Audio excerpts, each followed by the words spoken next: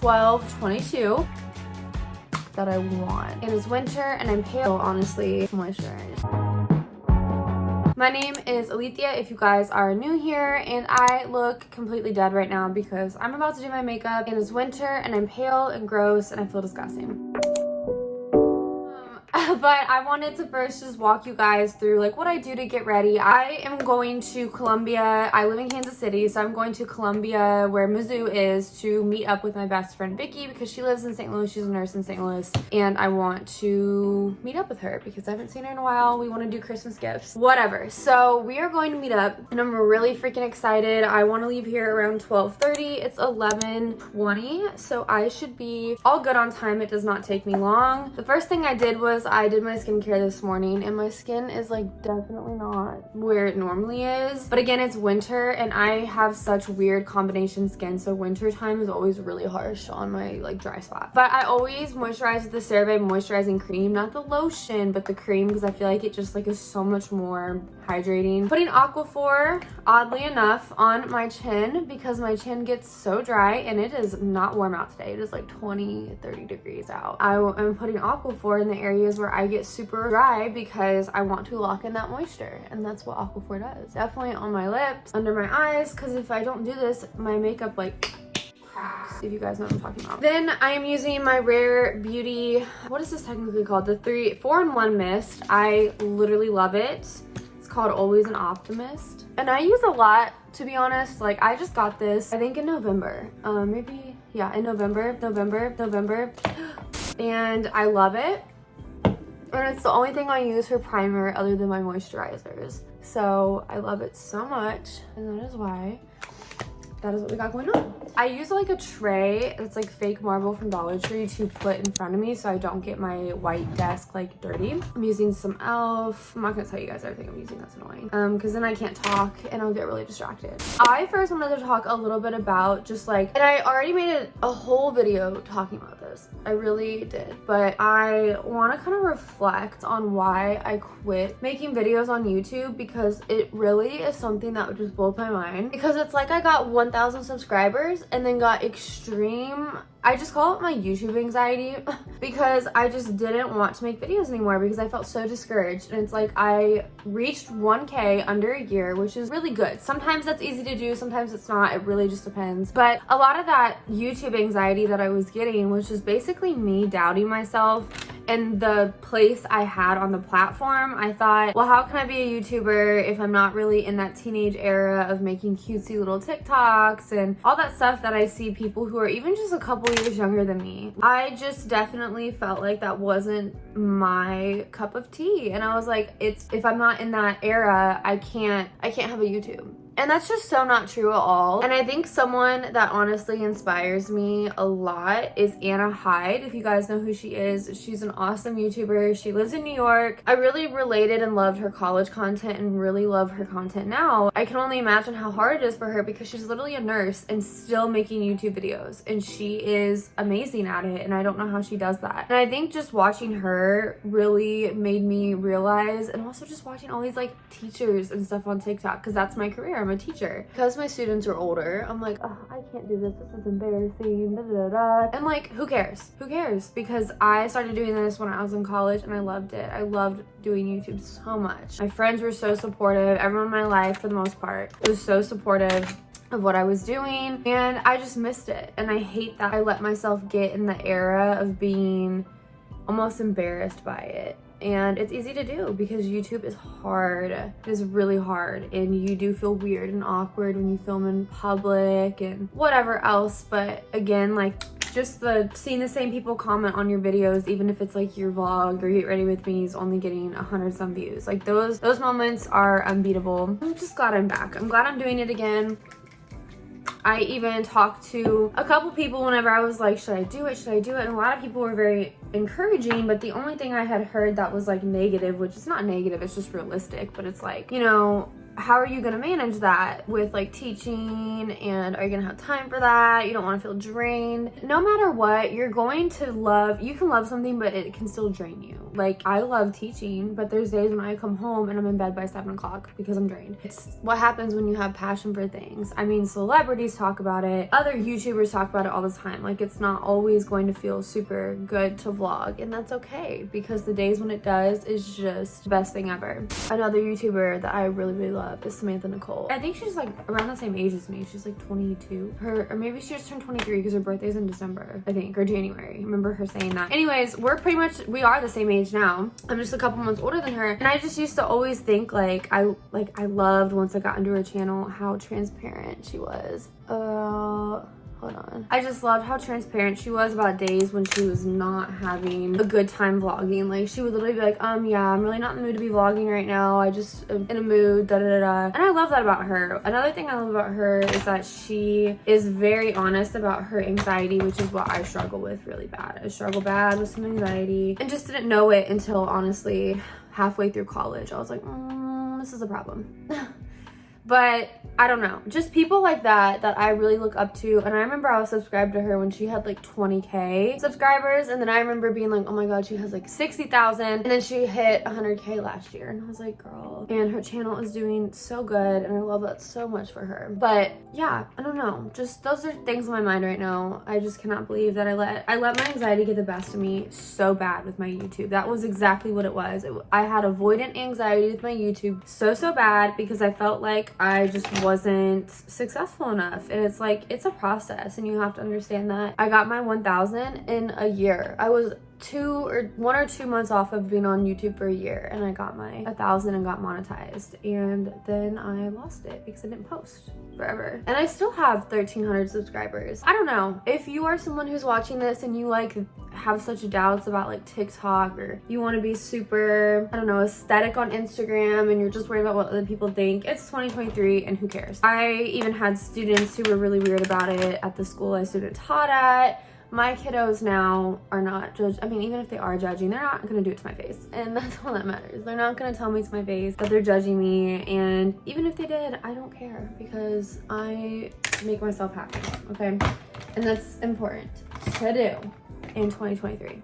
I don't know why, but I'm not an eyeshadow girl. So I really like to just do a little like eyeshadow on the crease of my eyeball. Nothing crazy. Not eyeshadow, it's bronzer. It's literally butter bronzer. I'm not even doing actual eyeshadow. I just have like hooded eyes, and I feel like it makes them a little brighter, if that makes sense. I don't know. I could totally be delusional. I really need to get more makeup. Whenever I get paid, I am fully planning on making like a good, as much as I like Ulta over Sephora, there are certain things at Sephora that Ulta does not have, and I need to make a Sephora trip.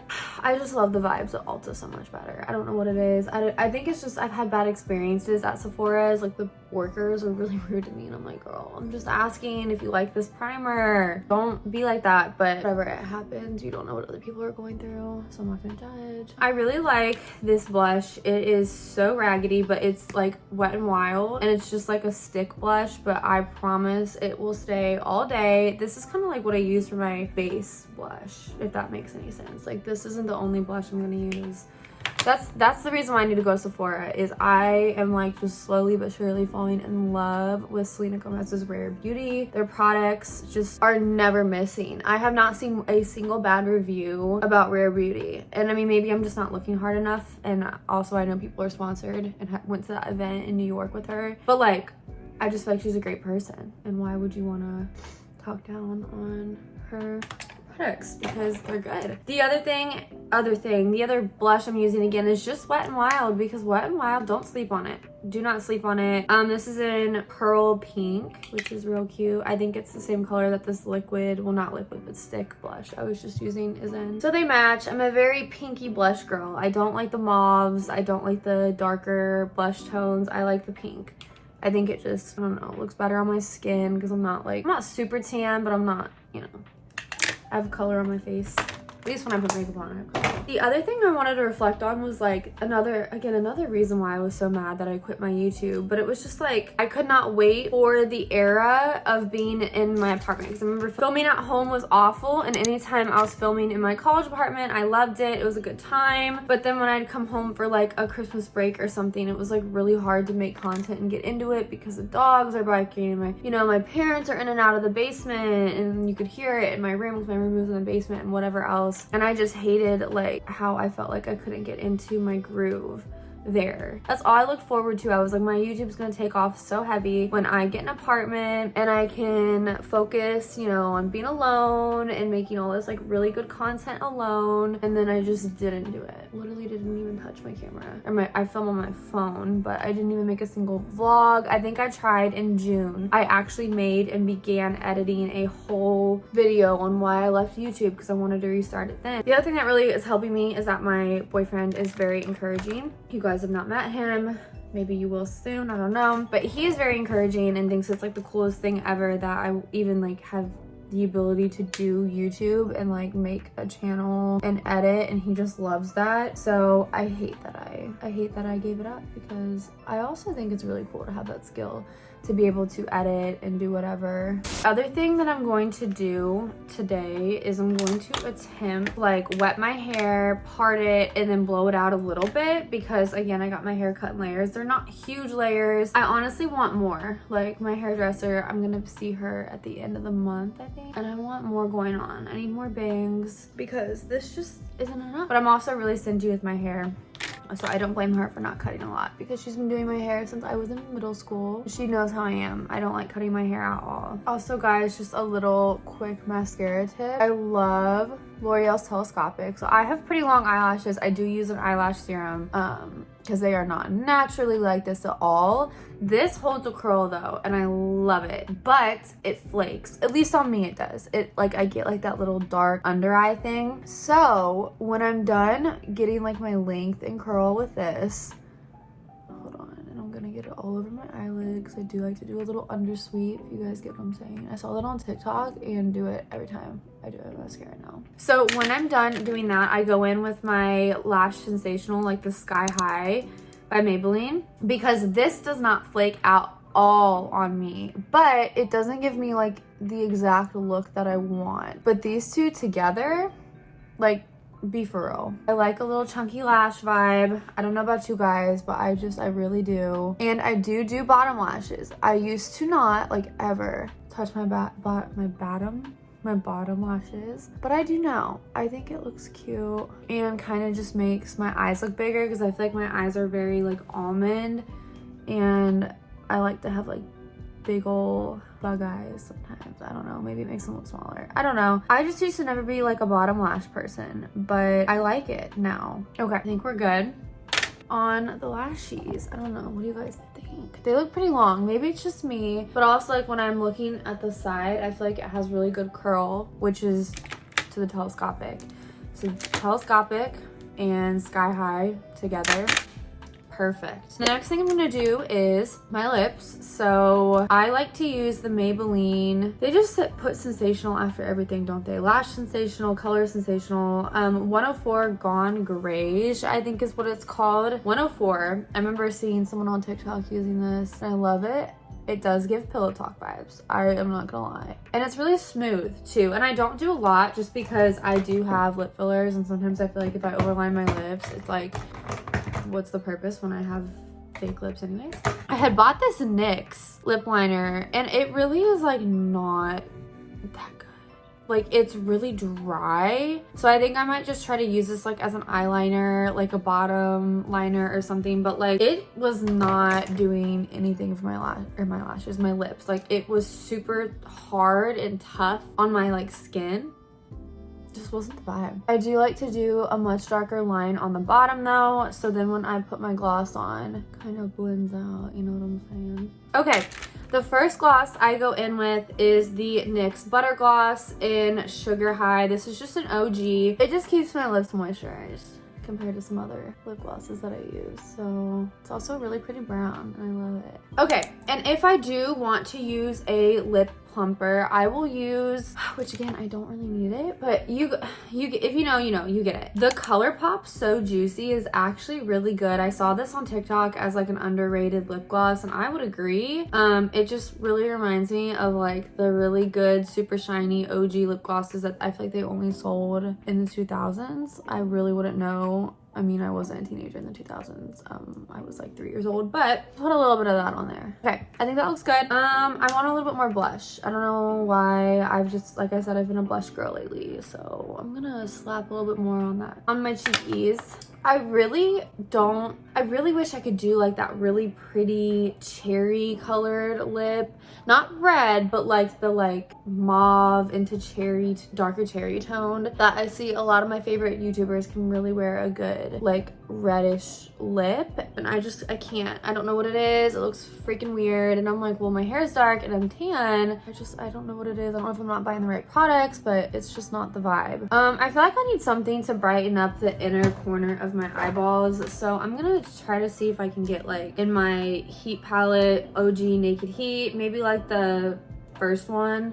It's just like a little bit of a shimmery white. Oh god, I just look so tired. I feel like I look more tired sometimes when I get too much sleep. I've been getting really good sleep the past couple days because going back to school after winter break was not for the weak, let me tell you. Also, if you guys want me to do a video about how I became a teacher, I could do that. I don't know if anybody cares. So this is the makeup look, and I think I'm pretty Gucci with this. It's not anything crazy. I didn't do like any crazy eyeshadow or nothing like that, but I am going to wet my hair just a little bit because like I said, I want to try to blow it out. I have until 12:30, so I need to do my hair really quick because it's 12:05 and I want to get my hair done so then I can pick an outfit because I don't know what the hell I'm wearing.